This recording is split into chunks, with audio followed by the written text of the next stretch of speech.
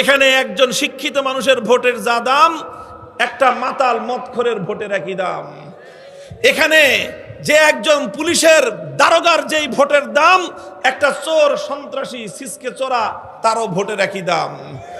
এখানে একজন মানুষ 5 টাকার ঘুষ খেয়ে, 5 টাকার চা খেয়ে, 10 টাকার বিড়ি খেয়ে যে ভোট বিক্রি করে তার ভোটের যেই দাম, আর আরেকজন মানুষ উচ্চ শিক্ষিত এবং অনেক বেশি বুঝমান হায়ার এডুকেটেড, তারও ভোটের একই দাম। এক শ্রেণীর মুসলমানদের মধ্যে আমাদের ইসলামের বিষয়ে একটা হীনমন্যতা দেখা দেয়। কিছু প্রশ্ন তারা নিজেরাই তৈরি করে, অথবা কিছু অযাচিত প্রশ্নের সম্মুখীন হয়ে কিছু মুসলমান তারা নানা ধরনের বিভ্রান্তির শিকার হয়। নিজেরা হীনমন্যতার শিকার, বিভ্রান্তির শিকার, এটা তো বড় সমস্যা না, তার চেয়েও বড় সমস্যা হলো যে তারা জাতিকেও বিভ্রান্ত করতে চায়। আমরা যারা আল্লাহর জমিনে ইসলামী খেলাফত কায়েম করতে চাই, ইসলামী রাষ্ট্র প্রতিষ্ঠা করতে চাই, ইসলামী শাসন ব্যবস্থা বাস্তবায়ন করতে চাই, ইসলামী শরিয়া বাস্তবায়নের মাধ্যমে জাতি ধর্ম বর্ণ নির্বিশেষে প্রতিটি মানুষের অধিকার, তাদের প্রাপ্তি, তাদের প্রাপ্য তাদেরকে বুঝিয়ে দিতে চাই। এই জায়গাটা থেকে অনেক মানুষের মধ্যে একটা সংশয় তৈরি হয়। সংশয়টা আর প্রশ্নটা হলো এই যে আমরা যারা মুসলমান, আমরা যদি মুসলমানরা ইসলামী রাষ্ট্র প্রতিষ্ঠা করতে যদি চাই, ইসলামী ব্যবস্থা অনুযায়ী কোরআন সুন্নাহ মোতাবেক আমরা যদি রাষ্ট্র পরিচালনা করতে চাই, তাহলে স্বাভাবিকভাবে একটা প্রশ্ন আসে, সেটা হলো যে তাহলে তো অন্যান্য ধর্মাবলম্বীরাও নিজ নিজ ধর্মের আলোকে তারা তাদের রাষ্ট্র পরিচালনা করতে চাইতে পারে। তাহলে একজন মুসলমান চায় রাষ্ট্রকে ইসলাম অনুযায়ী পরিচালনা করবে, আবার একজন হিন্দু চায় রাষ্ট্রকে তার হিন্দু ধর্ম অনুযায়ী পরিচালনা করবে, একজন বৌদ্ধ চায় রাষ্ট্রকে তার বৌদ্ধ ধর্ম অনুযায়ী পরিচালনা করবে, একজন খ্রিস্টান ইহুদি তারাও চায় রাষ্ট্রকে খ্রিস্টান অথবা ইহুদি ধর্ম অনুযায়ী পরিচালনা করবে। তাহলে প্রশ্ন হলো যে প্রত্যেক ধর্মাবলম্বী যদি নিজ নিজ ধর্ম অনুযায়ী একটা রাষ্ট্র চালাতে চায়, তখনই তো এক ধর্মের অনুসারীর সাথে আরেক ধর্মের অনুসারীদের দ্বন্দ্ব এবং সংঘাত তৈরি হবে। এইভাবেই একটা রাষ্ট্রের মধ্যে ধর্মীয় সংঘাত, সাম্প্রদায়িক সংঘাত দেখা দিবে। এই জন্য এই জাতীয় বিষয় নিয়ে অনেক মানুষ একটা দ্বিধা এবং সংশয়ের মধ্যে ভুগতে থাকে। আমি কি প্রশ্নটা বুঝাতে পারলাম আপনাদেরকে? যে আমি মুসলমান, আমি চাই ইসলাম অনুযায়ী চলুক, হিন্দু কি চাইবে? হিন্দু ধর্ম অনুযায়ী চলুক। বৌদ্ধ খ্রিস্টান ইহুদি তারা কি চাইবে? যার যার ধর্ম অনুযায়ী চলুক। তো রাষ্ট্র কয়টা? একটা রাষ্ট্র যদি 5টা ধর্ম চালায়, 5 ধর্মের অনুসারীরা যদি চায় যার যার ধর্ম অনুযায়ী চলবে, তাহলে আন্তঃধর্মীয় সংঘাত দেখা দিবে কিনা? ধর্মে ধর্মে সংঘাত দেখা দিবে, তখনই তো সাম্প্রদায়িক সংঘাত তৈরি হবে। এটা হলো প্রশ্ন। এই প্রশ্নের কারণে কিছু মানুষ,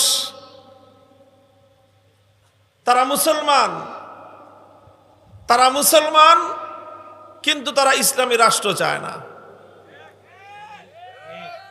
কেন চায় না তারা এই প্রশ্নের কারণে চায় না যে আমরা যদি ইসলামী রাষ্ট্র চাই, হিন্দুরা হিন্দু রাষ্ট্র চাইবে, বৌদ্ধরা বৌদ্ধ রাষ্ট্র চাইবে, খ্রিস্টানরা খ্রিস্টান রাষ্ট্র চাইবে।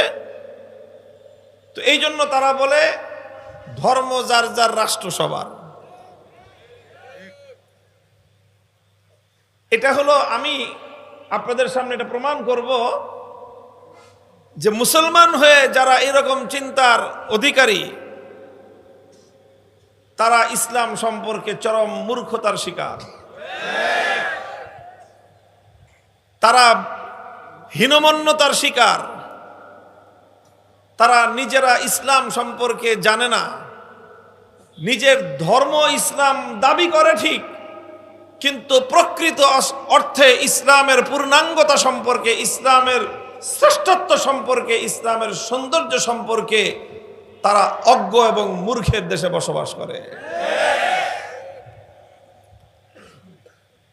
মুহতারাম হাজিরিন, কাজেই যারা এই ধরনের হীনমন্যতার শিকার, যারা এই ধরনের মূর্খতার শিকার, যারা এই ধরনের অন্ধকারে নিমজ্জিত, তাদের জন্য আমরা বলতে চাই, হে মুসলিম ভাই, আল্লাহ পাক রব্বুল আলামিন তোমাকে যে ইসলাম ধর্মের মতো এক মহান নিয়ামত দান করেছেন, তুমি সর্বপ্রথম ইসলাম সম্পর্কে জ্ঞান অর্জন করো, ইসলাম সম্পর্কে জানো, ইসলামের পূর্ণাঙ্গতা সম্পর্কে তুমি জ্ঞান অর্জন করো। তুমি যদি ইসলামকে জেনে বুঝে পালন করতে পারো, তাহলে এই ধরনের প্রশ্নের দ্বারা তুমি কোনোদিনও বিচলিত হবে না, এই ধরনের অবান্তর প্রশ্নের কারণে তুমি কোনোদিন দ্বিধান্বিত হবে না। মুহতারাম হাজিরিন, প্রশ্ন করতে পারেন যে কারণ কি, যেই প্রশ্নটা করেছিলাম যে প্রত্যেক ধর্মাবলম্বী যদি যার যার ধর্ম অনুযায়ী রাষ্ট্র চালাতে চায়, তাহলেই তো আন্তধর্মীয় সংঘাত দেখা দিবে, সাম্প্রদায়িক সংঘাত দেখা দিবে। তো এই জন্য ভাই দরকার নাই, রাষ্ট্র কোনো ধর্ম অনুযায়ী চলার দরকার নাই। এখান থেকেই এই মতবাদের উৎপত্তি। মুহতারাম হাজিরিন, আমরা বলতে চাই, এই প্রশ্নের জবাব দিচ্ছি এখন। আগে তো প্রশ্ন শুনেছেন, এবার এই প্রশ্নের জবাব শুনেন। আমরা যারা ইসলামী রাষ্ট্রের প্রবক্তা, আমরা যারা আল্লাহর জমিনে আল্লাহর দ্বীন কায়েম করতে চাই, আমরা যারা ইসলামী খেলাফত বাস্তবায়ন করতে চাই, আমরা যারা ইসলামী রাষ্ট্র প্রতিষ্ঠার জন্য জীবনপণ করেছি, আমরা যারা আল্লাহর জমিনে আল্লাহর কোরআনের রাজ কায়েম করবার জন্য শাহাদাতের শপথ নিয়ে মাঠে নেমেছি, আমরা যারা শপথ গ্রহণ করি হয়তো খেলাফত নয়তো শাহাদাত, আমরা কোন যুক্তির ভিত্তিতে, কোন তর্কের ভিত্তিতে আল্লাহর জমিনে আল্লাহর দ্বীন এবং ইসলামী হুকুমত, ইসলামী রাষ্ট্র প্রতিষ্ঠা করতে চাই, তার জবাব আমাদেরকে বুঝতে হবে। আমরা কেন চাই তাহলে? বন্ধুগণ, প্রথম কথা হলো এই যে আলহামদুলিল্লাহ ইসলাম একমাত্র জীবন ব্যবস্থা যেটার ব্যাপারে আল্লাহর কোরআন ঘোষণা দিয়েছে। সূরাতুল মায়েদার 6 নম্বর আয়াতে আল্লাহ বলেছেন, আল ইয়াওমা আকমালতু লাকুম দীনাকুম ওয়া আতমামতু আলাইকুম নি'মাতি ওয়া রাদিতু লাকুমুল ইসলাম দীনা। খলিফাতুল মুসলিমিন ওমর ফারুক রাদিয়াল্লাহু তাআলা আনহুর শাসনকালে একদল ইহুদি এসে খলিফা ওমরকে বলল, হে খলিফা, আপনাদের ধর্মগ্রন্থ কোরআনের মধ্যে একটা আয়াত এমন রয়েছে, লাউ নাযালাত আলাইনা মা'শারাল ইয়াহুদ, সেই আয়াতটি যদি আপনাদের ধর্মে নাজিল না হয়ে আমাদের ইহুদি ধর্মের গ্রন্থ তাওরাত কিতাবে নাজিল হতো, লাত্তাখাযনা যালিকাল ইয়াওমা ঈদা, তাহলে এই আয়াতটি নাজিল হওয়ার দিবসকে আমরা আমাদের ইহুদি ধর্মের জাতীয় উৎসবের দিন হিসেবে পালন করতাম। হযরত ওমর জিজ্ঞাসা করলেন, কোন আয়াতের ব্যাপারে তোমরা এমন কথা বলতেছো? তখন তারা বলল, এই যে সূরা মায়েদার 6 নম্বর আয়াত, যে এই আয়াতটি এমন একটি ঘোষণা, যেই ঘোষণা ইহুদি ধর্মের নাই, যেই ঘোষণা খ্রিস্টান ধর্মে নাই, যেই ঘোষণা বৌদ্ধ ধর্ম হিন্দু ধর্মে নাই, যেই ঘোষণা আল্লাহ পাক রব্বুল আলামিন মহান সৃষ্টিকর্তা, আসমান জমিনের সৃষ্টিকর্তা, মানব দানবের সৃষ্টিকর্তা, তিনি একমাত্র ইসলাম সম্পর্কে যেই ঘোষণা দিয়েছেন। আল্লাহ কি বলেছেন? আকমালতু লাকুম দীনাকুম ওয়া আতমামতু আলাইকুম নি'মাতি। আল্লাহ বলেছেন, আমি তোমাদের উপর আমার নিয়ামতকে পরিপূর্ণ করে দিয়েছি, অনুগ্রহকে পূর্ণ করে দিয়েছি, আর আমি তোমাদের জন্য তোমাদের জীবন বিধান ইসলামকে আমি পরিপূর্ণ করে দিয়েছি। পৃথিবীতে একমাত্র কমপ্লিট কোড অফ লাইফ হলো ইসলাম, একমাত্র পূর্ণাঙ্গ জীবন ব্যবস্থার নাম হলো ইসলাম। ইসলাম ছাড়া অন্যান্য ধর্মগুলোর বিষয়ে খুব মনোযোগ দিয়ে আমার এই কথাটা শুনেন, ইসলাম ছাড়া পৃথিবীতে অন্য যত মতবাদ, যত ধর্ম আছে, এই সব ধর্মের ব্যাপারে একজন মুমিনের বিশ্বাস হলো এই যে ইসলাম ছাড়া অন্য সবগুলো ধর্ম রহিত এবং মেয়াদোত্তীর্ণ। অন্য কোন ধর্ম আধুনিক যুগের মানব জাতির জন্য পূর্ণাঙ্গ জীবন ব্যবস্থা নয়। আধুনিক যুগের বিশ্ববাসীর জন্য একমাত্র পূর্ণাঙ্গ জীবন ব্যবস্থার নাম হলো, এটা হলো প্রত্যেক মুসলিমের ঈমান, আকীদা, বিশ্বাস। যেই ঈমানদার, যেই মুসলিম এই কথা বিশ্বাস করে না, আমি এখানে দাঁড়িয়ে এই হাজার হাজার মানুষের মঞ্চে ফতোয়া ঘোষণা করতেছি, যেই ব্যক্তি ইসলামকে পূর্ণাঙ্গ জীবন ব্যবস্থা বিশ্বাস করে না, আর ইসলাম ছাড়া অন্য সকল ধর্ম এবং মতবাদকে অপূর্ণাঙ্গ বিশ্বাস করে না, সেই ব্যক্তি আর কিছু হলে হতে পারে, ঈমানদার হতে পারে না। একমাত্র পূর্ণাঙ্গ জীবন ব্যবস্থার নাম ইসলাম। ছাড়া যত ধর্ম আছে, যত মতবাদ আছে, সব অপূর্ণ, সব মেয়াদোত্তীর্ণ, সব রহিত। মুহতারাম হাজিরিন, অন্যান্য ধর্মাবলম্বীদেরকে আমি কোনো আক্রমণ করে কথা বলবো না, কারণ আমরা ধর্মীয় উদারতায় বিশ্বাসী। অন্যান্য ধর্মাবলম্বীদের প্রতি তাদের অধিকার, তাদের সম্মানের প্রতি আমরা বিশ্বাসী, তবে আমরা সত্যকে গোপন করায় বিশ্বাসী না। বাস্তবতাকে আমরা জাতির সামনে তুলে ধরতে কোনো কার্পণ্য আমাদের নাই। সেই জায়গা থেকে আমরা পরিষ্কার বলছি, ইন্নাদ-দীনা ইনদাল্লাহিল ইসলাম, এই পৃথিবীতে আল্লাহর নিকট গ্রহণযোগ্য একমাত্র ধর্মের নাম ইসলাম। তুমি হিন্দু ধর্ম অনুসরণ করতে পারো, সেটা তোমার, that is your own right, তোমার ব্যক্তিগত অধিকার, তোমার ব্যক্তিগত ইচ্ছা। তুমি বৌদ্ধ ধর্ম অনুসরণ করতে পারো, তুমি খ্রিস্টান হয়ে খ্রিস্টান ধর্ম অনুসরণ করতে পারো, কিন্তু তোমাদের ধর্মের মাধ্যমে এই পৃথিবীতেও পূর্ণাঙ্গ জীবন ব্যবস্থা পাওয়া সম্ভব নয়। তোমাদের ধর্মের মাধ্যমে মৃত্যুর পরে কোনো মানুষ মুক্তি এবং নাজাত পেতে পারে না, বরং তোমাদের ধর্ম অনুসরণ করার দ্বারা একজন মানুষ মৃত্যুর পরে চিরস্থায়ী নরক এবং জাহান্নামের আগুনে যাবে। এটাই হলো ইসলামের অকাট্য বিশ্বাস। কোন মুসলমান যদি এই বিশ্বাসের ক্ষেত্রে বিন্দুমাত্র সন্দেহ, সংশয় পোষণ করে, হাজি হতে পারে, গাজী হতে পারে, পাজি হতে পারে, ঈমানদার হতে পারে না।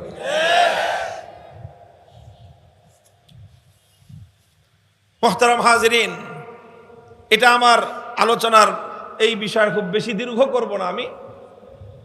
আমি পয়েন্ট হিসেবে বলতে চাই যে আলহামদুলিল্লাহ, ওই যে প্রশ্ন ছিল যে মুসলমানরা যদি ইসলামী রাষ্ট্র প্রতিষ্ঠা করতে চায়, তাহলে তো অন্যান্য ধর্মাবলম্বীরাও নিজ নিজ ধর্ম অনুযায়ী রাষ্ট্র প্রতিষ্ঠা করতে চাইবে, তখনই তো সংঘাত তৈরি হবে। এটা ছিল প্রশ্ন, কথা ঠিক না বেঠিক?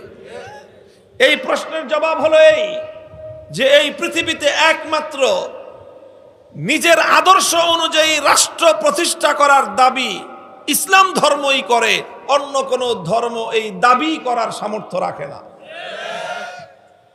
আরে ভাই, বিতর্ক তো দেখা দিবে যখন একটা জিনিসের ব্যাপারে দাবিদার দুইজন। কথা বলেন ঠিক না বেঠিক? অন্য কোন ধর্ম, হিন্দু ধর্ম, বৌদ্ধ ধর্ম, খ্রিস্ট ধর্ম, ইহুদি ধর্ম, পৃথিবীর যত রিলিজিয়ন আছে, যত ধর্ম আছে, অন্য কোন ধর্ম একথা দাবি করে না যে রাষ্ট্রকে ওই ধর্মের আলোকে পরিচালনা করতে হবে, রাষ্ট্রকে ধর্ম অনুযায়ী পরিচালনা করতে হবে। এই দাবি পৃথিবীতে একটা মাত্র ধর্ম করে, সেই ধর্মের নাম ইসলাম।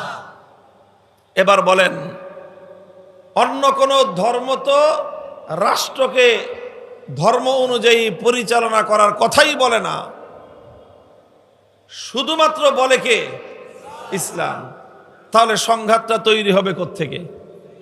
দাবিদার যখন একজন, বিতর্ক হয়। হাজার হাজার মানুষ থাকতে পারে, কিন্তু দাবিদার তো কেউ নাই। বলবেন দাবিদার নাই কেন? হিন্দুরা কেন দাবি করে না যে রাষ্ট্র হিন্দু ধর্ম অনুযায়ী চলুক? বৌদ্ধরা কেন দাবি করবে না যে রাষ্ট্রটা বৌদ্ধ ধর্ম অনুযায়ী চলুক? খ্রিস্টান ইহুদিরা কেন দাবি করবে না যে রাষ্ট্রটা তার ধর্ম অনুযায়ী চলুক? দাবিটা করবেন না কেন? এই কেনর জবাব হলো এই, কারণ তাদের ধর্মের মধ্যে রাষ্ট্র পরিচালনা করবার মতো কোনো মাল ম্যাটেরিয়ালই নাই। ভাই, তোমার ধর্মের মধ্যে তো রাষ্ট্র পরিচালনা করার ব্যবস্থাই নাই, তুমি দাবি করবা কি নিয়ে? আর ইসলাম যেহেতু পূর্ণাঙ্গ ধর্ম, ইসলাম যেহেতু পূর্ণাঙ্গ জীবন ব্যবস্থা, এই জন্য ইসলাম জীবনের সকল ক্ষেত্রে একজন মুসলিমকে ইসলামের অনুসরণের কথা বলে। ইসলাম মুসলমানকে বলে তোমার ব্যক্তি জীবন ইসলাম অনুযায়ী চলতে হবে, তোমার পরিবার ইসলাম অনুযায়ী চলতে হবে, তোমার ব্যবসা বাণিজ্য ইসলাম অনুযায়ী চলতে হবে, তোমার অর্থনৈতিক জীবন ইসলাম অনুযায়ী চলতে হবে, তোমার কর্মজীবন ইসলাম অনুযায়ী চলতে হবে, তোমার প্রফেশন ইসলাম অনুযায়ী চলতে হবে, তোমার আন্তর্জাতিক লেনদেন ইসলাম অনুযায়ী চলতে হবে, তোমার বিবাহ শাদী আচার অনুষ্ঠান সামাজিকতা ইসলাম অনুযায়ী চলতে হবে, তোমার রাজনীতি ইসলাম অনুযায়ী চলতে হবে, তোমার রাষ্ট্র ইসলাম অনুযায়ী চলতে হবে। যেই ব্যক্তি ইসলামের এই সকল অঙ্গগুলো থেকে যে কোনো একটা অঙ্গকে ইসলাম থেকে মাইনাস করবে, সে ইসলামের দুশমন, সে ইসলামের অঙ্গহানি করবার মতো জঘন্য অপরাধের অপরাধী।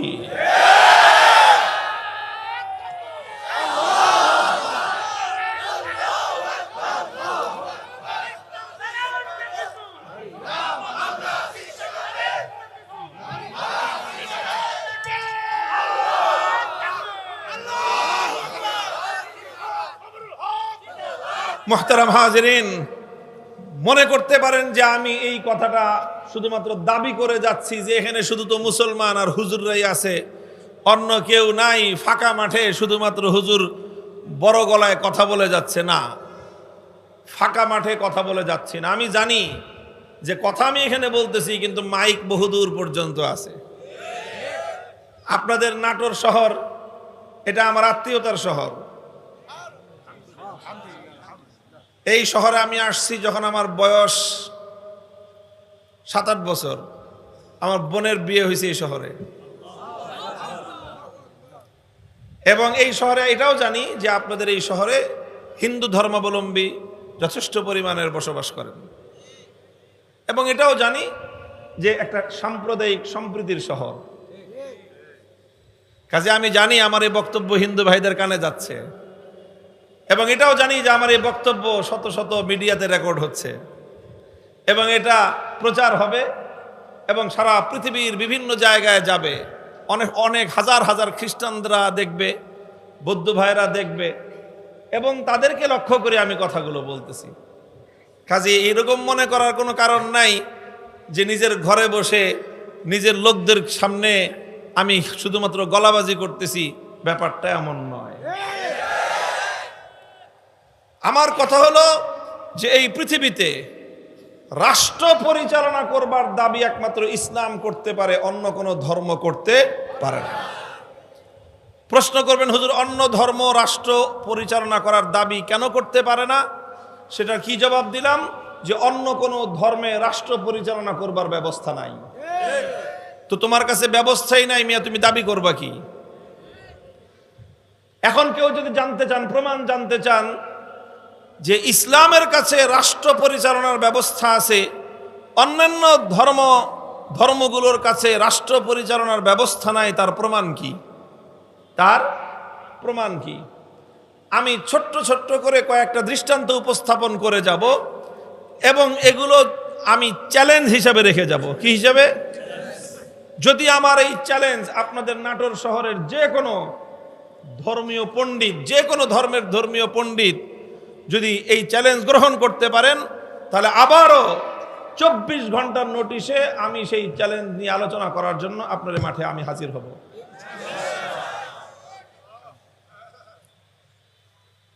আমি দৃষ্টান্ত একটা একটা করে আনতেছি। আমরা যে কথা বলতেছি রাষ্ট্র এবং রাজনীতি নিয়ে, কথা ঠিক? রাষ্ট্র এবং রাজনীতির একটা গুরুত্বপূর্ণ বিষয় হলো রাষ্ট্রের একজন প্রধান ব্যক্তি থাকবেন। কথা বলেন ঠিক না বেঠিক? রাষ্ট্রের একজন প্রধান ব্যক্তি ছাড়া রাষ্ট্র চলে? আরে ভাই, কোনো প্রতিষ্ঠানই তো একজন দায়িত্বশীল ছাড়া চলে না। চলে? একটা স্কুল চলে, একটা কলেজ চলে, একটা মাদ্রাসা চলে, কোনো কিছুই তো একজন দায়িত্বশীল ছাড়া চলে না। তা রাষ্ট্র একটা বিশাল প্রতিষ্ঠান, এটা একজন দায়িত্বশীল ছাড়া চলবে কেমনে? রাষ্ট্রের একজন প্রধান দায়িত্বশীল লাগে কি লাগে না? তাকে কখনো রাষ্ট্রপতি বলা হয়, কখনো তাকে বাদশা বলা হয়, কখনো তাকে রাজা বলা হয়। কথা বলেন ঠিক না বেঠিক? এক এক দেশের এক এক পরিভাষা, কিন্তু একটা রাষ্ট্রের তো প্রধান তো লাগবে। কথা ঠিক না? আচ্ছা, এখন একটা রাষ্ট্রের যে প্রধান, সেই প্রধান নির্বাচন করবেন কিভাবে? একটা রাষ্ট্রের প্রধান নিযুক্ত করবার একটা নির্বাচন পদ্ধতি থাকার দরকার আছে না নাই? নির্বাচন পদ্ধতি যদি না থাকে তাহলে রাষ্ট্রপতি নির্বাচন করা যাবে? রাষ্ট্রের প্রধান নির্বাচন করা যাবে? প্রশ্ন হলো, একটা জাতি অথবা একটা রাষ্ট্রের রাষ্ট্রপ্রধান কিভাবে নিযুক্ত হবে? এই প্রশ্নটা আমি রাখলাম। বলেন, রাষ্ট্র এবং রাজনীতির জন্য এই প্রশ্নটা গুরুত্বপূর্ণ প্রশ্ন কিনা? এই প্রশ্নের সমাধান ছাড়া কোনো রাজনীতি চলতে পারে? তাহলে এই প্রশ্নটা আমি রাখলাম সবগুলো ধর্মের কাছে, যে বলেন আপনার ধর্ম অনুযায়ী রাষ্ট্রপতি নির্বাচন করবার কি পদ্ধতি আপনার ধর্ম দিয়েছে বলেন। প্রথমে হিন্দু ধর্মাবলম্বীদের ভাইদের কাছে বললাম যে ভাই, আপনাদের তো ধর্মীয় গ্রন্থ আছে, গীতা আছে, আরো অনেক অনেক, গীতার পরে আরো অনেক ধর্মগ্রন্থ আছে। এই ধর্মগ্রন্থগুলোর রেফারেন্স দিয়ে অথবা আপনারা যেই সমস্ত ধর্ম প্রণেতাদের রেফারেন্সের মাধ্যমে ধর্ম পালন করেন, ধর্মগুরু যারা আছে, তাদের বক্তব্যের রেফারেন্স দিয়ে বলবেন যে আপনাদের ধর্ম অনুযায়ী রাষ্ট্রপ্রধান নির্বাচন করবার কি পদ্ধতি হিন্দু ধর্ম দিয়েছে। একই প্রশ্ন বৌদ্ধ ধর্মের কাছে ত্রিপাঠক থেকে অথবা গৌতম বুদ্ধ থেকে আপনারা রেফারেন্স আনবেন।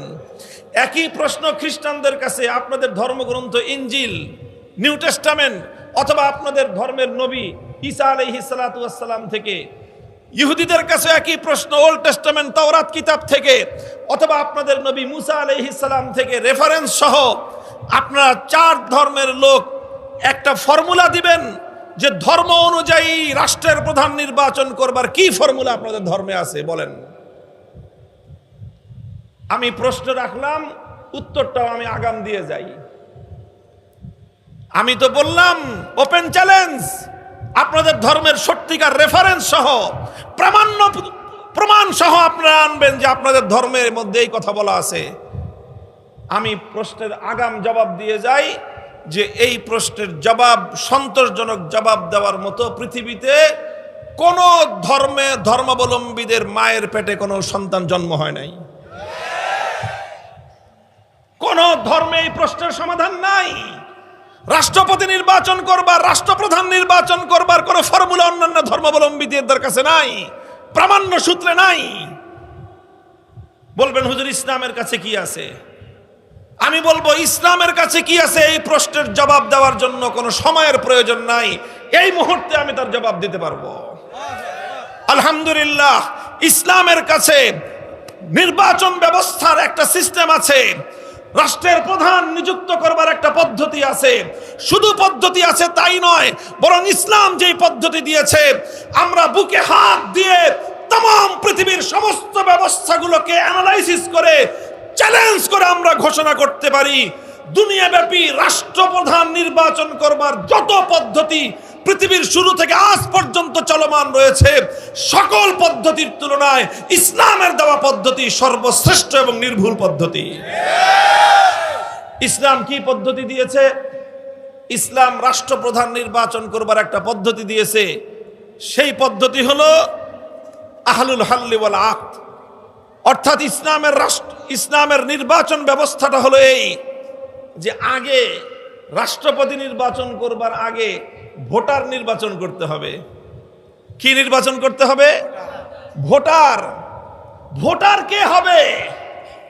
এই পশ্চিমা বস্তা পচা গণতান্ত্রিক পদ্ধতির মতো এইরকম গড়পড়তার ভোটার ব্যবস্থা ইসলাম এলাও করে না। এখানে একজন শিক্ষিত মানুষের ভোটের যা দাম, একটা মাতাল মদখোরের ভোটের একই দাম। এখানে যে একজন পুলিশের দারোগার যেই ভোটের দাম, একটা চোর সন্ত্রাসী সিসকে চোরা তারও ভোটের একই দাম। এখানে একজন মানুষ 5 টাকার ঘুষ খেয়ে, 5 টাকার চা খেয়ে, 10 টাকার বিড়ি খেয়ে যে ভোট বিক্রি করে তার ভোটের যেই দাম, আর আরেকজন মানুষ উচ্চ শিক্ষিত এবং অনেক বেশি বুঝমান হায়ার এডুকেটেড তারও ভোটের একই দাম। এই সব মাথা এক পাল্লায় মাপার এই গড়পড়তা জগা খিচুড়ি মার্কা কোনো ব্যবস্থা ইসলাম এলাও করে না। ইসলাম কি বলে? ইসলাম বলে রাষ্ট্রপ্রধান নির্বাচন করার ক্ষেত্রে ভোট দিতে পারবে কারা, আগে সেই ভোটার নির্বাচন করো। সেই ভোটার কিসের ভিত্তিতে নির্বাচিত হবে? সেই ভোটার নির্বাচিত হবে 2টা বৈশিষ্ট্যের ভিত্তিতে। কয়টা? 2টা বৈশিষ্ট্য। 1 নম্বর বৈশিষ্ট্য হলো ভোটার এমন লোক হতে পারবে যেই লোক রাষ্ট্রের জন্য, জাতির জন্য, দেশের জন্য কাকে নির্বাচন করলে দেশ, জাতি, রাষ্ট্রের উন্নতি হবে, কল্যাণ হবে, ভালো হবে, সেই রকম ভালো লোক চিনবার মতো যোগ্যতা দক্ষতা যার আছে, এটা হলো তার প্রথম যোগ্যতা। 2 নম্বর যোগ্যতা হলো এমন লোক ভোটার হতে পারবে যেই লোকের মধ্যে আমানতদারি আছে, যেই লোক ভোটের রাতে, ভোটের আগের রাতে 5,000 টাকা ঘুষ খেয়ে ভোট বিক্রি করবে না, যেই লোক সামান্য নিজের একটা সামান্য স্বার্থের কারণে, নিজের গোষ্ঠীর স্বার্থের কারণে, নিজের দলের স্বার্থের কারণে, নিজের এলাকার স্বার্থের কারণে, নিজের পরিবারের স্বার্থের কারণে, নিজের ধান্দাবাজির স্বার্থের কারণে নিজের ভোট যোগ্য ব্যক্তিকে রেখে অযোগ্য ব্যক্তিকে দিয়ে আমানতের খেয়ানত করবে না, এমন ব্যক্তি কেবলমাত্র ভোটার হতে পারে। ইসলাম বলে নির্বাচন কমিশনের কাজ হবে ভোটার আইডি কার্ড দেওয়া, আর ন্যাশনাল আইডি কার্ড দিবে হলো অন্য আরেকটা বিভাগ। অর্থাৎ দেশে 2 ধরনের আইডি কার্ড থাকবে। কয় রকম আইডি কার্ড? একটা হবে ন্যাশনাল আইডি কার্ড। এই ন্যাশনাল আইডি কার্ড দেশের সকল নাগরিকরা পাবে, চাই সে ভালো মানুষ হোক, সেই চোর হোক, বাটপার হোক, ডাকাত হোক, খুনি হোক, ধর্ষক হোক, সে মদ্যপ হোক, মাতাল হোক, সুদখোর, ঘুষখোর যা আছে গড়পড়তায় সবাই পাবে national ID card. Voter ID card সবাই পাবে না। ভোটার আইডি কার্ড পাবে শুধু তারা যারা যোগ্য লোক নির্বাচন করার মতো যোগ্যতা যাদের আছে। ভোটার আইডি কার্ড পাবে তারা যারা দেশের সম্পদ লুটপাট করে বেগম পাড়া গড়ে নাই তারা। ভোটার আইডি কার্ড পাবে তারা যারা জাতির সাধারণ মানুষের নাগরিকদের কাছ থেকে চাঁদাবাজি করে না তারা। ভোটার আইডি কার্ড পাবে তারা যারা সন্ত্রাস এবং মাস্তানি করে না তারা। ভোটার আইডি কার্ড পাবে তারা যারা জনগণের জানমাল ইজ্জত আবরু নিয়ে ছিনিমিনি খেলে না, কেবলমাত্র তারাই ভোটার আইডি কার্ড পাবে। এইভাবে নির্বাচিত মানুষের মধ্যে আগে ভোটার আইডি কার্ড বিতরণ করা হবে। এরপরে সেই ভোটাররা ভোট দিয়ে যাকে তারা পছন্দ করবে সেই লোকটাই একটা রাষ্ট্রের, একটা জাতির এবং একটা সমাজ ব্যবস্থার প্রধান বলে নিযুক্ত হবেন। এটাই হলো ইসলামের নির্বাচন ব্যবস্থা। ইসলাম প্রদত্ত এই নির্বাচন ব্যবস্থার চেয়ে উত্তম কোনো নির্বাচন ব্যবস্থা পৃথিবীতে আজ পর্যন্ত আবিষ্কার হয় নাই, কিয়ামত পর্যন্ত হওয়া সম্ভব নয়।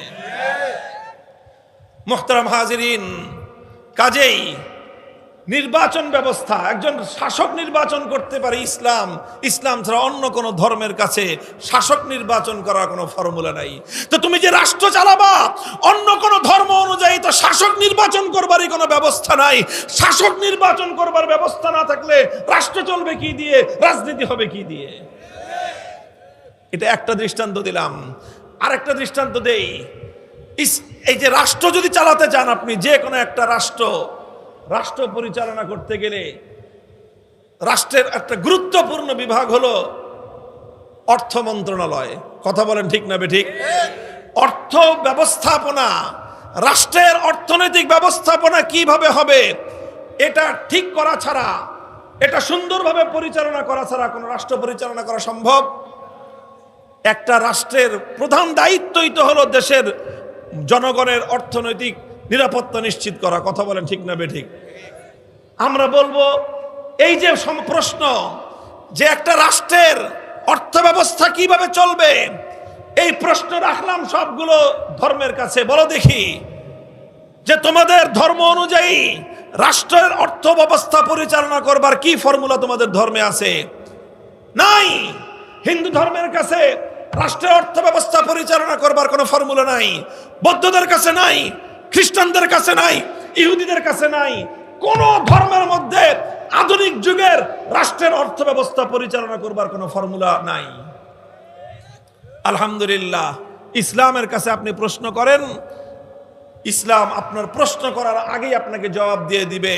ইসলামের কাছে একটা রাষ্ট্রের অর্থ ব্যবস্থা পরিচালনা করবার সর্বোত্তম উন্নত ব্যবস্থা আছে।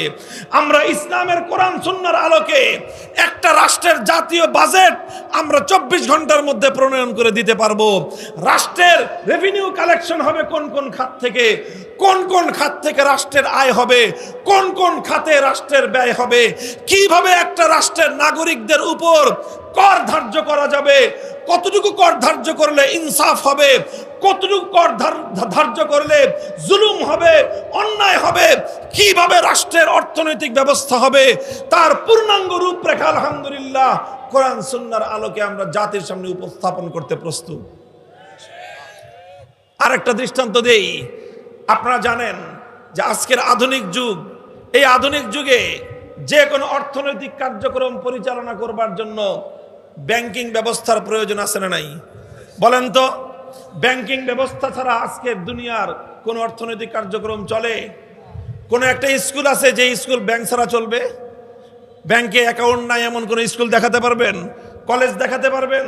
আরে স্কুল কলেজ তো দূরের কথা, এমন কোন মাদ্রাসা আছে নাকি যে মাদ্রাসার কোনো ব্যাংকের ব্যালেন্স অ্যাকাউন্ট নাই? আছে? কোন একটা ব্যবসা প্রতিষ্ঠান আছে যে ব্যাংকের অ্যাকাউন্ট নাই? ব্যাংকিং ব্যবস্থা ছাড়া আজকের 21শ শতাব্দীতে মানুষের অর্থনৈতিক কার্যক্রম পরিচালনা করা সম্ভব? বৈদেশিক বাণিজ্য আমদানি রপ্তানি করা সম্ভব? আপনি যে কোনো কার্যক্রম পরিচালনা করতে যান, ব্যাংকিং চ্যানেলের দরকার আছে না নাই? আচ্ছা, ব্যাংকিং চ্যানেল আজকের 21শ শতাব্দীর সারা দুনিয়ার মানুষের অর্থনৈতিক কার্যক্রম পরিচালনা করবার একটা অপরিহার্য অনুষঙ্গে পরিণত হয়েছে।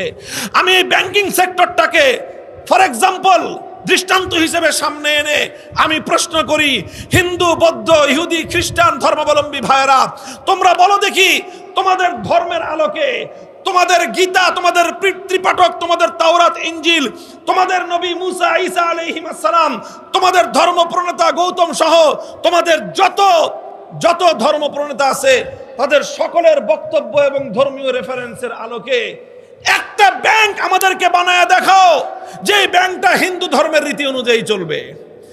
ভারতের মতো প্রায় 150 কোটি মানুষের পপুলেশনের কান্ট্রি হলো ভারত, যার মধ্যে 100 কোটির উপরে পপুলেশন হলো হিন্দু। এত বিশাল রাজত্ব, এত বিশাল সাম্রাজ্য, সারা পৃথিবীর বিশাল ইকোনমি তাদের হাতে, এত কিছু। নরেন্দ্র মোদী হিন্দুত্ববাদ কায়েম করার মাধ্যমে সেখানে মুসলমানদের জন্য গোটা ভারতবর্ষকে সংকুচিত করে ফেলেছে। এত কিছু করতে পারো, একটা হিন্দু ব্যাংক বানায় দেখা। চায়নার কাছে এত কিছু, প্রায় 150 কোটির জনগণ চায়নার কাছে। সারা দুনিয়ার সেকেন্ড লার্জেস্ট অর্থনীতি হলো চায়নার। এই চায়নার কাছে জিজ্ঞাসা করেন যে তোমার কাছে তো সারা দুনিয়ার সমস্ত অর্থ ব্যবস্থা আছে, তোমাদের দেশের প্রধান ধর্ম হলো বৌদ্ধ ধর্ম। এই যে আমাদের পার্শ্ববর্তী মায়ানমারে আমাদের রোহিঙ্গা মুসলমানদেরকে যে প্রতিদিন খালি মারামারি করে, খুনাখুনি করে, আমাদের রোহিঙ্গা মুসলমানদেরকে যুগের পর যুগ, শতাব্দীর পর শতাব্দী ধরে তাদেরকে উৎখাত করে দিয়ে সেই রাখাইনকে, সেই মায়ানমারকে, মুসলমানদের আরাকানকে যে তোমরা দখল করার চেষ্টা করতেছো ইসলামকে নির্মূল করার জন্য, ইসলামকে নির্মূল করার জন্য আমাদেরকে হত্যা করার দরকার নাই, মারামারির দরকার নাই। তোরা একটা বৌদ্ধ ব্যাংক বানায় দেখা যে তোমাদের ধর্ম অনুযায়ী একটা ব্যাংক চালাইতে পারবা। আসো দেখাও। তোমরা খ্রিস্টানদেরকে বলবো গোটা ইউরোপ তোমাদের হাতে, আমেরিকা তোমাদের হাতে, সারা পৃথিবীর টোটাল সম্পদের 3 ভাগের 2 ভাগ তোমাদের হাতে। পৃথিবীর সমস্ত ধনী রাষ্ট্রগুলো তোমাদের, সব তোমাদের। দেখাও গোটা ইউরোপ জুড়ে একটা ব্যাংক প্রতিষ্ঠা করে দেখাও, যেই ব্যাংকটার নাম হবে খ্রিস্টান ব্যাংক, এবং যেই ব্যাংকটা খ্রিস্টান ধর্মের রীতি খ্রিস্টান ধর্মের নিয়ম নীতি অনুযায়ী চলবে, এরকম একটা ব্যাংক বানায় দেখাও। ইহুদিদেরকে আর বলবো কি, ওদের রাষ্ট্রই আছে একটা। তোমাদেরকে আর বলবো কি, মুসলমানদের রক্তে প্রতি রাত প্রতিদিন তোমাদের হাত রঞ্জিত হয়। তোমরা মনে করেছো যে হামাসের মুজাহিদদেরকে হত্যা করে শহীদ করে ইসলামকে নির্মূল করে দিবা। বোকার দল, তোমরা জানো না যেখানে মুসলমান শহীদ হয় সেখানে ইসলাম মরে না। প্রতি ফোঁটা শহীদের রক্ত থেকে নতুন মুজাহিদের জন্ম হয়।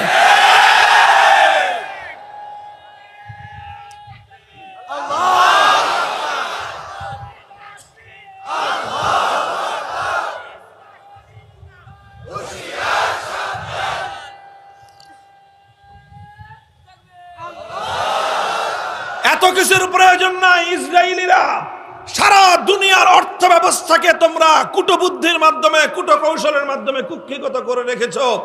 একটা ব্যাংক প্রতিষ্ঠা করে দেখাও ইহুদি ধর্মের নিয়ম অনুযায়ী ব্যাংকটা পরিচালিত হয়। পারবে না, ইহুদি পারবে না, খ্রিস্টান পারবে না, বৌদ্ধ হিন্দু কারো পক্ষে সম্ভব নয়। কারণ ব্যাংকিং ব্যবস্থা এটা আধুনিক যুগের একটা ব্যবস্থা। আধুনিক যুগের এই ব্যবস্থার কথা অন্য কোনো ধর্মের মধ্যে নাই। যদি আপনি বলেন যে হুজুর ইসলামের কাছে কি আছে, শুনে যান আমার ইসলামের জবাব।